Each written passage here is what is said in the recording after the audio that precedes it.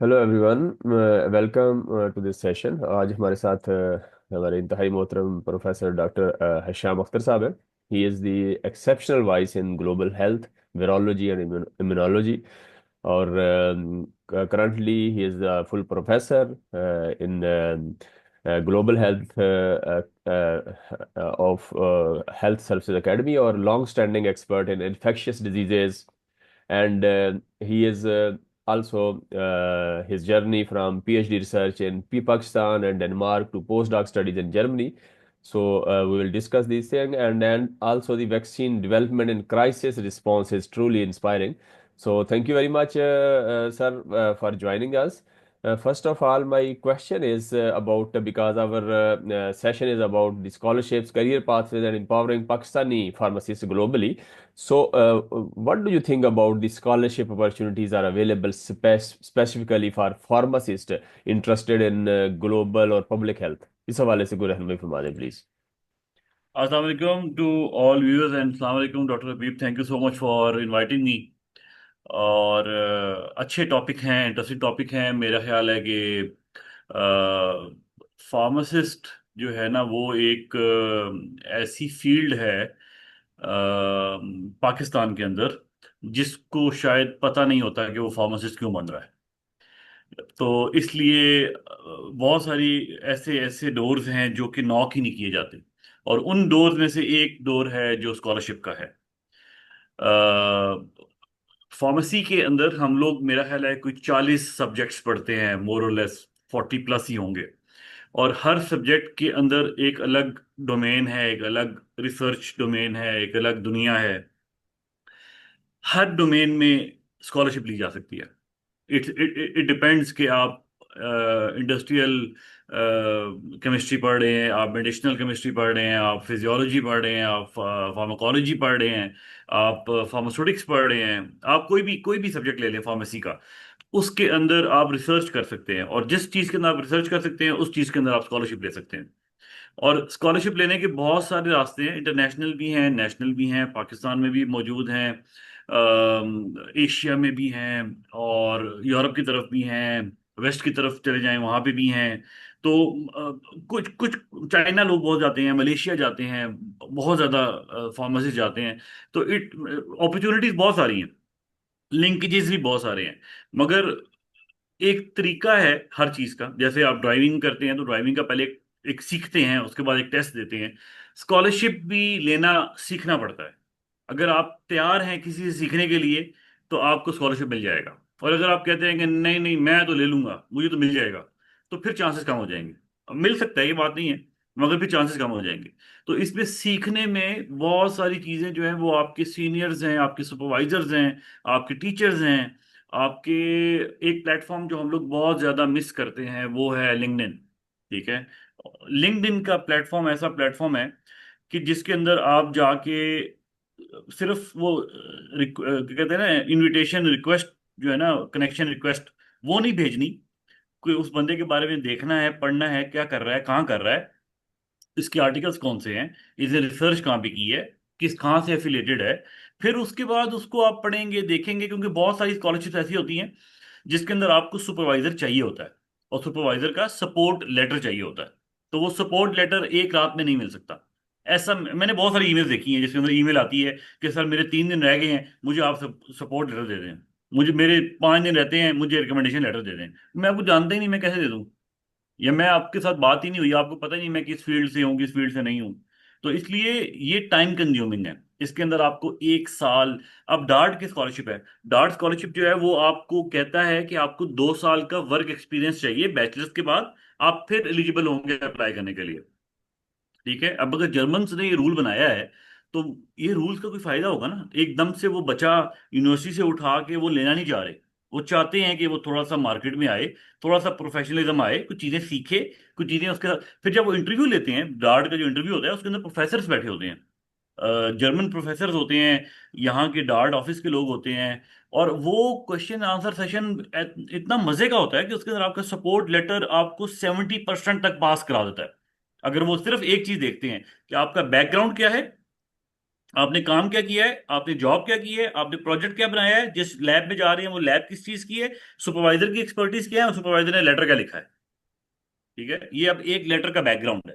और इस एक लेटर के बैकग्राउंड पे आप 70% पास कर लेते हैं इंटरव्यू को। और बाकी 30% जो है वो आपकी बॉडी लैंग्वेज है और आपकी नॉलेज है अबाउट फील्ड और ये चीजें, बाकी ये चीजें हैं। तो इंटरव्यू होता है और इंटरव्यू से फर्क पड़ता है। तो इंटरव्यू के लिए सुपरवाइजर चाहिए, सुपरवाइजर के लिए लिंक चाहिए, लिंक के लिए लिंक्डइन चाहिए। Great great, interesting sir. और सर इसमें पाकिस्तानी फार्मासिस्ट जो है ना वो किस तरीके से मतलब बेटर प्रिपेयर कर सकते हैं अपने आप को कि to secure donor funded scholarships? आपने दाद का बता दिया, इसके हवाले से और भी अगर रोशनी इस पे डालें प्लीज। डॉक्टर साहब इस तरह है कि जब हम लोग पढ़ रहे थे ना, जी। तो उस टाइम ये इंटरनेट बहुत ज़्यादा कॉमन नहीं था। मतलब ये मैं बात कर रहा हूँ 2002 2003। तो ये ज़्यादातर ये चैटिंग शैटिंग के लिए और ईमेल्स के लिए और इस तरह की चीज़ों के लिए अप्लाई होता था। मैंने अपनी पीएचडी की जो एप्लीकेशंस दी हुई हैं शुरू में, वो मैंने बाय पोस्ट भी भेजी हुई हैं यहाँ पे जाके ना। तो डाक के थ्रू मेरा उस टाइम को 2-2 3-3 हज़ार रुपये लगता था। और वो जाती थी और फिर आती थी और महीना लगता था उसके अंदर और ये सब कुछ। तो उसके बाद जब मैं पीएचडी कर रहा था, बैचलर्स के बाद जब मैं पीएचडी कर रहा था, तो हम लोग हम लोग रिसर्च के ऊपर ध्यान दे रहे होते थे और बहुत सारा ध्यान हमारा पब्लिकेशन की तरफ भी होता था। एक टाइम था, आपको याद होगा, कि लोग कहते थे बस पब्लिकेशन ज्यादा से ज्यादा होनी चाहिए, गोरा आपको यूं उठा लेगा। ठीक है। तो शायद ये टाइम आया भी हो, शायद 2 4 6 महीने के लिए टाइम आया भी हो। मगर वो इंडियंस ने और पाकिस्तानियों ने और बांग्लादेश ने और ये जो एशियंस हैं, इन्होंने पब्लिकेशन की इतनी भरमार कर दी कि मैं जानता हूँ बहुत सारे लोगों को कि जिनकी एक्सपीरियंस जो है वो शायद 4 साल है और पब्लिकेशन 40 है। ठीक है। तो अब जो जिसको आप सीवी भेज रहे हैं यार, वो भी तो पागल नहीं है ना। ठीक है, वो भी तो देख रहा है कि यार ये क्या कर रहे हो आप। और मैं ऐसे लोगों को भी जानता हूं जिन्होंने एक टाइम था, लोग कहते थे यार वो फलाना प्रोफेसर है, उसका इम्पैक्ट फैक्टर जो है वो 100 है। वो प्रोफेसर है, उसका इम्पैक्ट फैक्टर जो है वो 500 है। तो इंडियंस ने और पाकिस्तानियों ने क्या किया, इन्होंने कहा यार 40 40 20 20 30 30 इम्पैक्ट फैक्टर का एक पेपर तो छप नहीं सकता। तो क्यों नहीं एक एक इम्पैक्ट फैक्टर के 100 छाप दें। तो इम्पैक्ट फैक्टर तो 100 हो ही जाएगा। ठीक है। तो फिर उन्होंने इम्पैक्ट फैक्टर से अपनी कैलकुलेशन निकाल के साइटेशन पे डाल दी। उन्होंने कहा जी साइटेशन देखी जाएगी, किसकी कितनी साइटेशन है। तो अब उसमें इस तरह हुआ कि जो मल्टाई कंट्री और इस तरह की जो मुख्तलिफ रिसर्च ग्रुप्स हैं, जिसके अंदर पब्लिक हेल्थ के ऊपर एक बहुत बड़ा डोमेन है, और इस तरह की जो चीजें हैं जिसको बहुत ज्यादा, जिस फील्ड में ज्यादा लोग होंगे वहां उस फील्ड में ज्यादा पब्लिकेशन होंगी, उस फील्ड में ज्यादा पब्लिकेशन होंगी तो उस फील्ड में ज्यादा साइटेशन होंगी। ठीक है। तो लोगों ने अपनी फील्ड चेंज करके ना रिसर्च से पब्लिक हेल्थ की तरफ ले आए। अब मैं कुछ लोगों को जानता हूँ जिनके शायद कोई 5 5 लाख साइटेशन हैं। ठीक है। तो मतलब कि या if I am not wrong, इतने होंगे साइटेशन, बहुत ज्यादा साइटेशन हैं उनकी, पब्लिकेशंस हजारों में 5,000 पब्लिकेशंस हैं। तो और वो पब्लिक हेल्थ के लोग हैं और वो डब्ल्यू एच ओ के किसी महकमे में लगे हुए हैं। और उसके अंदर ईस्टर्न मेडिटेरियन पूरा का पूरा आता है, तो वो कम से कम कोई 15 कंट्रीज के अंदर रिसर्च करते हैं, 15 कंट्रीज के अंदर से डाटा आता है, फिर जब वो पब्लिश होता है फिर वो 15 कंट्रीज में शेयर होता है। तो साइटेशन बढ़ती जाती हैं।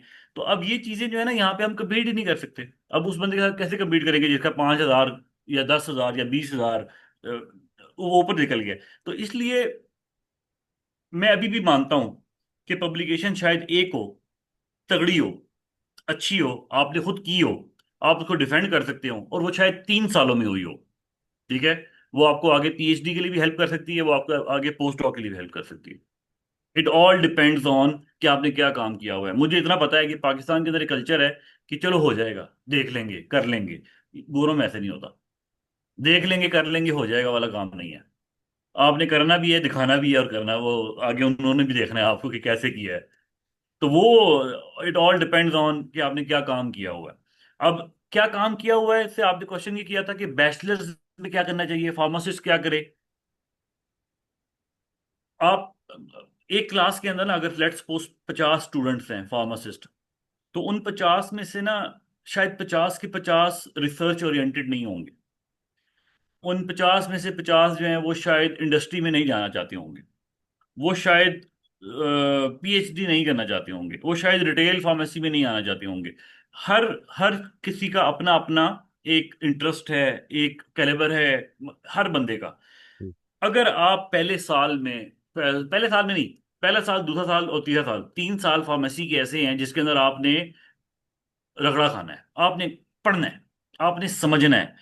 मैं बायोकेमिस्ट्री पढ़ाता रहा हूँ, मैं फिजिकल फार्मेसी पढ़ाता रहा हूँ। आप यकीन करें, खोल खोल के हर चीज पढ़ाता था, हर चीज बताता था, ऐसे है, ऐसे है, ये है, इसको ऐसा करेंगे। वो इलेक्ट्रॉन ट्रांसपोर्ट चेन थी, तो वो उसको स्टेप बाय स्टेप समझाया कि यहाँ से इधर से आएगा, इधर से पावर आएगी, इधर से ये जाएगा, फोटोन जो भी चीजें हैं, जितनी भी चीजें हैं। अच्छा, अब वो पढ़ाई गई, पढ़ी गई। अब मैं क्यों इतना समझा समझा के पढ़ाता था? क्योंकि जब मैं रिसर्च कर रहा था ना, तो मुझे मुश्किल हुई थी समझने में। मुझे ऐसे नहीं पढ़ाया गया था। ठीक है, आपकी जो यंग टीचर्स हैं ना, जो वापस आ रहे हैं पढ़ के, उनको सबको पता है कि उनको बैठ के एक टाइम पे ना सब कुछ दोबारा खोलना पड़ा है। क्योंकि हमारे यहाँ वो सिस्टम नहीं, अभी भी फार्मेसी का जो हमारा सिलेबस है वो बहुत पुराना है, वो एडवांस नहीं है। उसमें एक किस्म का टेक्नोलॉजी, बायोटेक्नोलॉजी टाइप डाल दिया गया है, मगर दुनिया आगे पैरासीटामोल के ठप्पे लगाने वाली नहीं है। बहुत सारी कंपनी है जिन्होंने गोलियां दवाइयां बनाना बंद कर दी हैं। वो सिर्फ अब वैक्सीन्स और एंटी कैंसर और इन चीजों के ऊपर है। वो क्यों है? क्योंकि ट्रेंड उस तरफ जा रहा है। कुछ टाइम के बाद ये जो एस्पिरिन, डिस्प्रिन और ये सब चीजें हैं, इस ये लोकल मैन्युफैक्चरिंग अभी पाकिस्तान में स्टार्ट हो गई है। पाकिस्तान के अंदर अब मेरा नहीं ख्याल कि इंटरनेशनल कोई ऐसी होगी फर्म जो खुद से मैन्युफैक्चरिंग कर रही हो। उन्होंने आगे थर्ड पार्टी और इस तरह कॉन्ट्रैक्ट्स दे के बनवाना शुरू कर दिया, और वो खुद निकल गए हैं इसमें से, क्योंकि इसमें उनका उनका फ्यूचर नजर नहीं आता। इसी तरह फार्मासिस्ट का भी फ्यूचर इस सब्जेक्ट के ऊपर या इन सिलेबस के ऊपर नहीं है। आपको एक्स्ट्रा पढ़ना पड़ेगा, आपको एक्स्ट्रा समझना पड़ेगा। मैं बहुत सारे बच्चों को जानता हूं जिन्होंने फार्मेसी की है, उनका लिंक्डइन का अकाउंट नहीं है। जिन्होंने फार्मेसी की है, उन्होंने आज तक आर्टिकल नहीं पढ़ा। उन जिन्होंने फार्मेसी की है, उन्होंने आज तक कोई बुक खोल के नहीं पढ़ी एक्स्ट्रा। नोट से पढ़ पढ़ के, बच्चों सीनियर के नोट से पढ़ के फार्मेसी कर ली। ठीक है, ये इसमें थोड़ा लिखा हुआ है, इसमें टू द पॉइंट लिखा हुआ है। तो इस माइंड सेटअप के साथ अगर आप कहें कि मैं एक बहुत अच्छा फार्मासिस्ट बन जाऊंगा, नहीं हो सकता, नहीं हो सकता। और यही same is a case with, I guess, medical students also. Pakistan के अंदर जो मैं देखता हूँ, सबसे बड़ा मसला डायग्नोस्टिक्स है। आप डायग्नोज ही नहीं कर पा रहे होते कि अगले बंदे को बीमारी क्या है। ठीक है, और वो प्रिस्क्रिप्शन लिखना और 10 दवाइयां लिखना ना, वो आपकी जिम्मेदारी बन चुकी है कि आपने बस लिखना है। और वो एक किस्म का तुक्का है कि यार चलो कुछ ना कुछ तो हो जाएगा ना, कुछ ना कुछ तो लगेगा। तो वो डायग्नोस्टिक्स कैसे आएगी? पढ़ के आएगी, बुक्स पढ़ के आएगी, डिस्कशन से आएगी।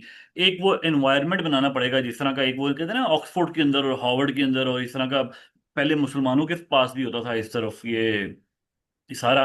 वो एक स्कॉलर सारे बैठ के डिस्कशन करते थे, उसको आजकल कॉन्फ्रेंस बोलते हैं, कुछ और बोलते हैं। हमारे तो कॉन्फ्रेंस भी पाकिस्तान के अंदर उस लेवल की नहीं हो सकती, इंटरनेशनल बहुत कम लोग आते हैं, या हम लोग स्पॉन्सर नहीं कर सकते। मगर कम से कम नेशनल लेवल पे अगर हम करें और बच्चों को आगे लेकर आए, तो एक रिसर्च का मतलब कि पीएचडी की रिसर्च है, तो वहां पे खड़ा होकर बंदा बताए कि यार मैंने ये काम किया है, और पीछे 50 लोग बैठे हों और क्वेश्चन आंसर हो। तो जब वो इस एक्सरसाइज से गुजर के आगे जाएगा, तो जाहिर बात है वो पहले से बेहतर होगा। और फिर पाकिस्तान की पीएचडी का लेवल अप आएगा, और फिर लोग कहेंगे कि यार वाकई पाकिस्तान का पीएचडी आता है, तो इसको मेहनती बहुत होते हैं। इनसे जो मर्जी काम करा लो, 18 घंटे काम कराओ, 20 घंटे काम कराओ, नहीं हटेंगे। इनसे एक काम 10 दफा करा लो, नहीं हटेंगे। इनसे नए से नए काम करा लो, 2 काम एक्स्ट्रा करा लो, नहीं हटेंगे। मगर वो जहाँ पे इनको बोलो कि you have to think outside the box, वहां पे ये बैठ जाएंगे। वहां पे ये कहेंगे अच्छा आप क्या करना है, कौन सा बॉक्स और कहाँ से जाके सोचना है।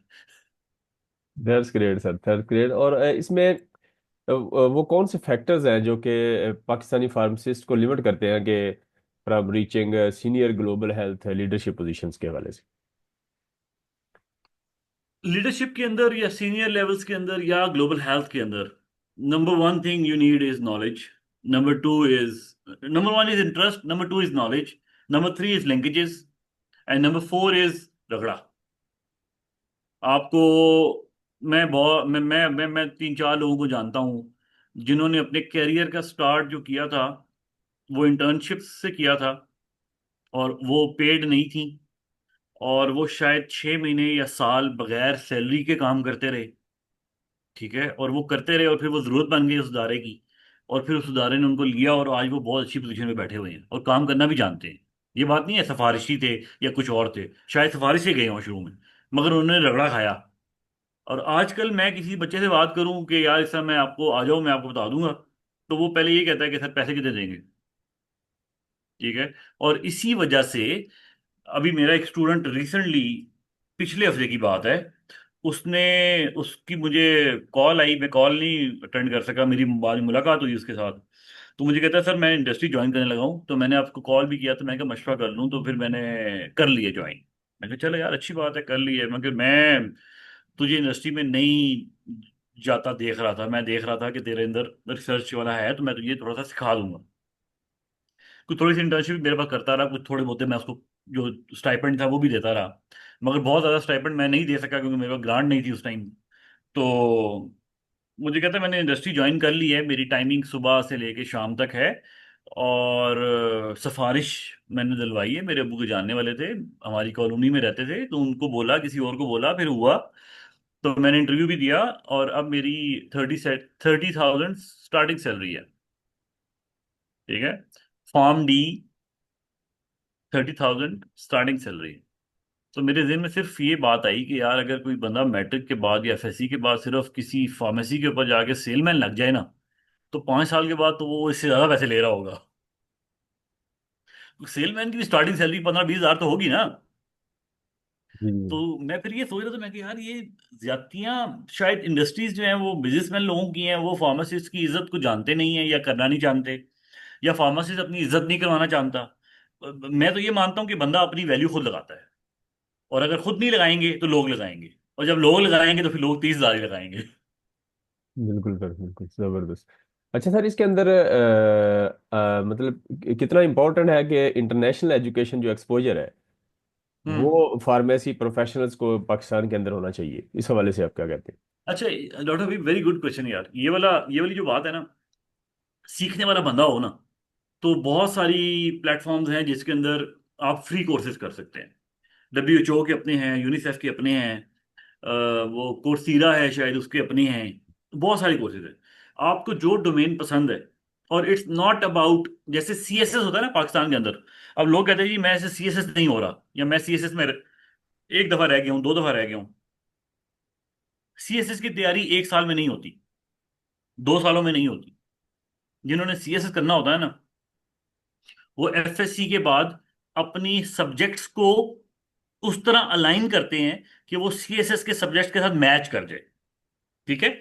फिर वो इस तरह के सब्जेक्ट लेते हैं कि उनका एक सब्जेक्ट तैयार हो और वो उससे 2 के पेपर हो जाएं, या वो इस तरह की प्लानिंग करते हैं, वो पूरे टैक्टिक्स हैं। It's same like GRE also. ठीक है। तो ये इस तरह की टैक्टिक, इसी तरह फार्मेसी के अंदर भी इस तरह नहीं हो सकता कि आपने फार्मेसी कर ली, अब आप घर बैठ गए और आप सोच रहे हैं अच्छा आगे क्या करना है।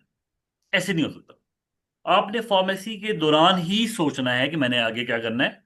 आपने उसी तरह के प्रोजेक्ट्स बनाने हैं, आपने उसी तरह की स्किल्स डेवलप करने हैं, आपने उसी तरह की मतलब कि जिस तरह ये स्टैट्स है या ये SPSS सॉफ्टवेयर हैं या कोई और सॉफ्टवेयर है, इन सबको ड्यूरिंग ड्यूरिंग योर फार्मेसी ये करना है, और फिर उसके बाद आगे जाना है।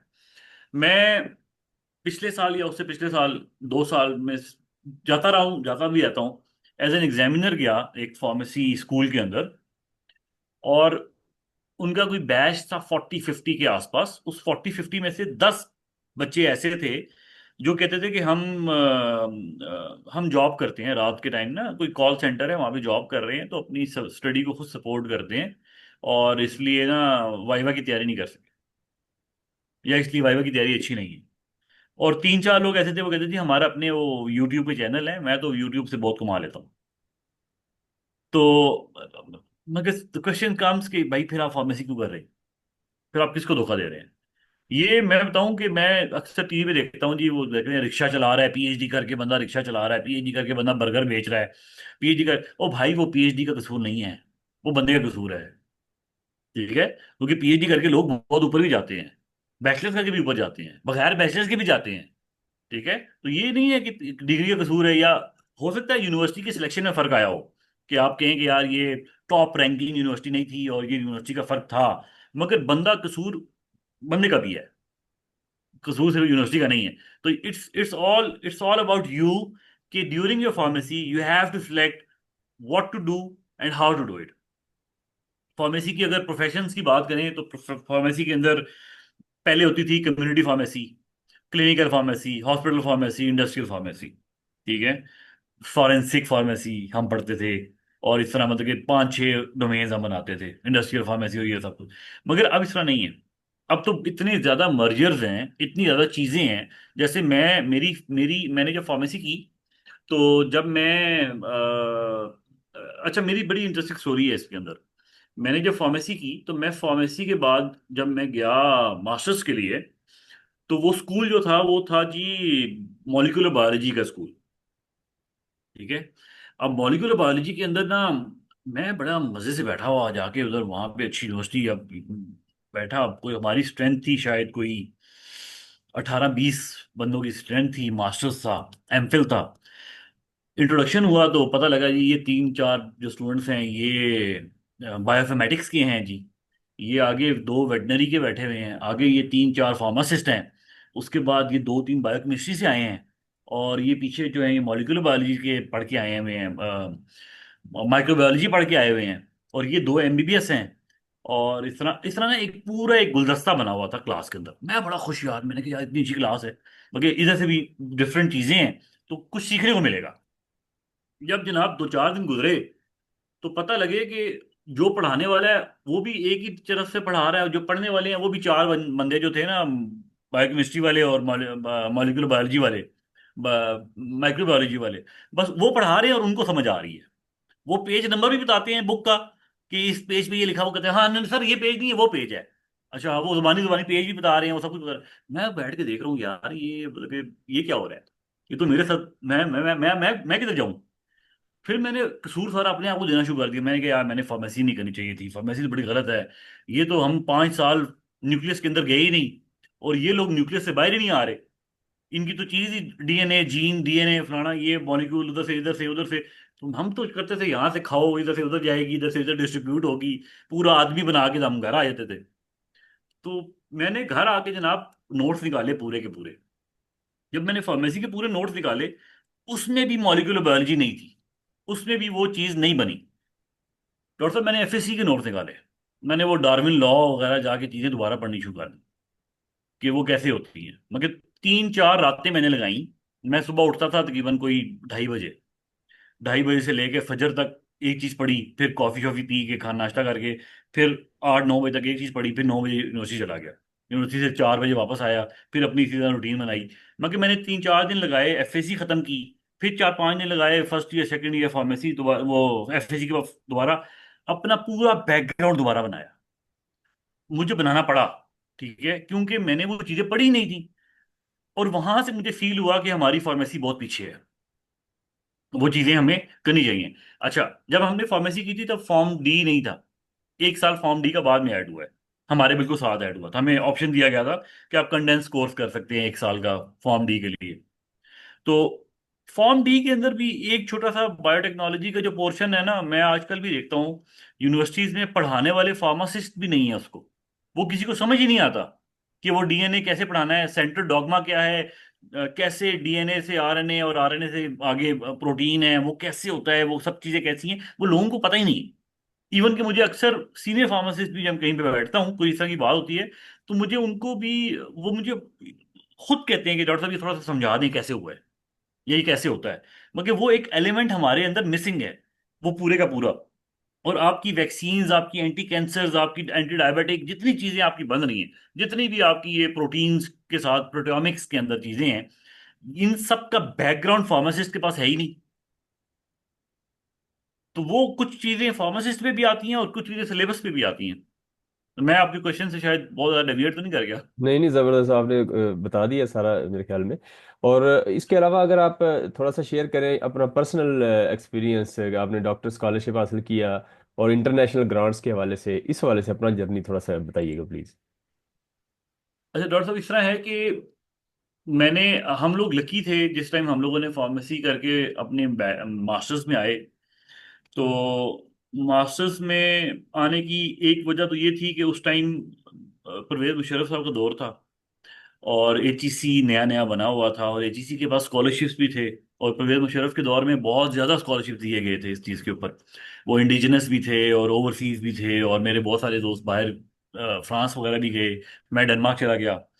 तो मेरे पास एक अपॉर्चुनिटी मिली, लोकल भी इंटरनेशनल भी, दोनों दोनों ऑप्शन आई। मेरे पास यूनिवर्सिटी भी अच्छी थी, मास्टर्स के लिए जिस यूनिवर्सिटी में मैं गया वो भी अच्छी थी माशाल्लाह, वो भी ठीक थी।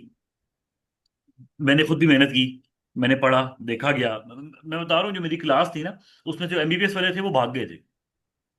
जो एक दो और भी वेटनरी वाले लोग थे वो भी, एक दो तीन लड़के फेल भी हुए हैं, उनको नहीं मिल सका मास्टर्स। ठीक है, एक ऐसा भी स्टूडेंट था हमारा जो पीएचडी में जाके नहीं कर सका।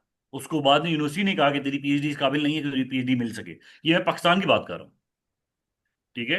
तो इसलिए ये डिपेंड करता है कि आपके पास ऑप्शंस कहाँ से आई हैं, कैसे आई हैं और कैसे निकाली हैं। मैंने अपना पीएचडी का सुपरवाइजर अपने रिसर्च प्रोजेक्ट से निकाला था। कैसे? मैं जब मास्टर्स करता था तो मैं एक जगह पे फंस गया। एक एक जगह पे मैंने जीन की एक्सप्रेशन करनी थी, वो एक्सप्रेशन मेरे से हो नहीं रही थी। मैंने आर्टिकल्स निकालने शुरू किए, मैंने सुपरवाइजर से बात किया। मेरे सुपरवाइजर भी बाहर से आए हुए थे। मुशर्रफ के दौर में एचईसी फॉरेन फैकल्टी को बुलाती थी पाकिस्तान, कि वो आप आए और आगे पाकिस्तानी फैकल्टी, पाकिस्तानी यूनिवर्सिटीज में साल, 2 साल, 3 साल गुजार के जाएं। तो हमें बहुत सारी अपॉर्चुनिटीज थी उस टाइम वहां पे। अच्छा, मैंने सुपरवाइजर से बात की। सुपरवाइजर ने मुझे कहा कि यार you need to read articles. मैंने आर्टिकल पढ़ने शुरू किए। करते करते करते करते मुझे 3 4 5 आर्टिकल मिले, यूएसए के मिले, यूरोप के मिले, डेनमार्क का एक आर्टिकल मिला। उसके अंदर ना उस बंदे ने सेम मेरी तरह ही आधा से आधा काम मेरी तरह हुआ हुआ था। मैंने उसको ईमेल लिखी, मैंने कहा डॉक्टर साहब ये आपने ये मैंने आपका आर्टिकल पढ़ा है, मैं ये कर रहा हूँ, ये मेरा प्रोटोकॉल है, ये मेरे रिजल्ट्स हैं, और मैं यहाँ फंस गया हूँ। तो इफ़ यू हैव टाइम, तो आप मुझे अगर थोड़ा सा टाइम दें तो मैं आपसे ये चीज़ें सीखना चाहता हूँ या समझना चाहता हूँ।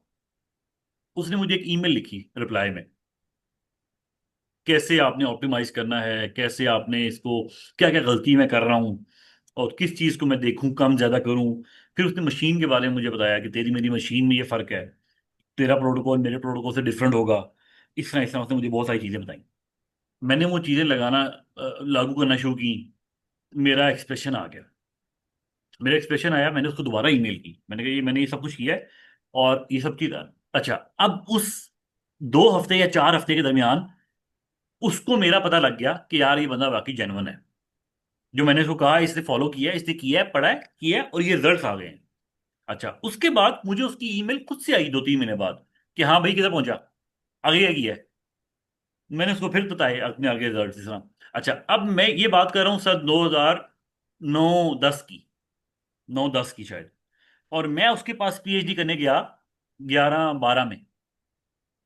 तो वो मेरा 2 3 साल का रिलेशनशिप था उसके साथ, वो मुझे जानता था। फिर उसने मुझे स्क्रीनिंग ग्रांट के लिए बुलाया, उसने अपनी ग्रांट्स थी उसकी, ये सब कुछ सब बीच में हुआ। तो ये ओवरनाइट नहीं होता। ये सुपरवाइजर ढूंढना एक एक प्रोसीजर है। और जब मैं उसके पास पीएचडी कर रहा था डॉक्टर साहब, मैंने खुद उसके इनबॉक्स देखा। इंडिया, बांग्लादेश, पाकिस्तान, और आगे पीछे जो और अफ्रीका के मुल्क हैं, उसके पास ईमेल्स की भरमार होती थी। I want supervisor, please be my supervisor, if you will not my be my supervisor I will die. ठीक है। और इस तरह की बकवास भी लिखी होती है बीच में। तो वो इस तरह की ईमेल्स को वो खोलते ही नहीं है। ठीक है, वो मैं शायद लकी था, मेरी ईमेल खोल ली, उसने नहीं कर लिया, या मैंने, मेरा सब्जेक्ट कुछ और था। मगर ये जो है ना, we I am looking for supervisor and I am interested in your work, ये वो इस तरह नहीं होता। ये बहुत पुरानी प्रैक्टिस हो गई। ऐसे नहीं मिलता। और फिर हमारे बहुत सारे स्टूडेंट्स हैं जो सीनियर्स हैं जो वहाँ पे गए हुए हैं बाहर, हम उनसे भी हेल्प ले सकते हैं। आपका रिकमेंडेशन लेटर भी मैटर करता है। अब एक और चीज़ भी आ गई है, एआई। हमारी जो जेन जी है शायद, वो एआई और चैट जीपीटी के ऊपर बहुत ज़्यादा डिपेंडेंट है। इनको लगता है कि यूनिवर्सिटी की असाइनमेंट्स बना दी चैट जीपीटी से, तो एप्लीकेशन भी चैट जीपीटी लिखेगी, कवर लेटर भी चैट जीपीटी लिखेगी, हर चीज़ चैट जीपीटी करके देगी। भाई ऐसे नहीं है, ऐसे नहीं है, वो पहचान जाते हैं। वो आगे जो बैठे हुए हैं वो भी यही चीज़ें यूज़ कर कर रहे हैं। तो लिहाजा ये आपको खुद से जेन्युइन केस, आपको खुद, आप किसी से मिले आपको पता लग जाएगा ये बंदा फेक है या जेन्युइन है। 2 बातों से पता लग जाता है। पानी पीने के स्टाइल से पता लग जाता है कि बंदा ठीक है नहीं ठीक। तो वो ईमेल बता देती है बंदे को। मेरे जो सुपरवाइजर थे पीएचडी के इधर एमफिल के पाकिस्तान में, उन्होंने मुझे एक दफा कहा था कि मैंने एक एप्लीकेशन लिखी बाहर बाहर के लिए, उन्होंने मेरा एप्लीकेशन पढ़ी। पढ़ने के बाद मुझे कहते हैं कि शाम दिस इज नॉट गुड। मैंने कहा सर मैंने लिखा है ये सब चीजें। कहता नहीं, आई नो यू, इसलिए मुझे पता है कि तेरा मतलब क्या है, but this paper is not presenting you to a third party. ये पेपर बोलना चाहिए जब किसी के पास जाए ना, तो ये पूरी स्टोरी बताए, खुद से बताए कि मुझे इसने भेजा है और ये काम है और ये बात है। तो वो लेटर लिखना या ईमेल लिखना भी एक स्टाइल है, उसको सीखना आना चाहिए कि मैंने ऐसी ईमेल लिखनी है कि जिसके ये चीजें सब चीजें हों।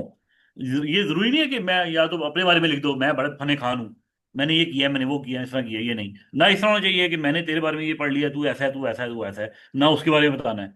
तो ये दरमियान वाला रास्ता है कि सर मैंने ये किया हुआ है, ये मैं कर रहा हूँ, ये सारा काम है, आपने ये किया हुआ है, इसके साथ ये सारा मैच करता है।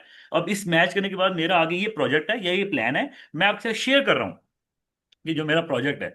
अगर आपके पास टाइम है तो प्लीज इसको देख लें, रिव्यू कर लें, और मुझे इस पे कोई कमेंट दे सकते हैं तो I would highly appreciate it.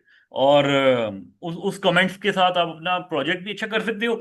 और फिर उसके साथ आप पूछ सकते हो कि if you have any space for any PhD student, या any, if you are planning to have a PhD student और you are writing a grant, I may facilitate you with it. ठीक है, तो इस तरह कुछ करके आप साथ लेके चल सकते हैं, क्योंकि मैं जानता हूं, मेरे दोस्त भी हैं, मैं खुद भी बाहर ऐसे रहा हूं, वहां पे टाइम नहीं होता आपके पास। आपके पास आपकी लाइफ बहुत बिजी है। मेरे मेरे जो अभी पोस्ट डॉक वाले जो टाइम थे, आप यकीन करो कि मैंने अपने दोस्तों से ज्यादा अपने चूहों को टाइम दिया है। मेरे चूहे ज्यादा प्यारे थे मुझे।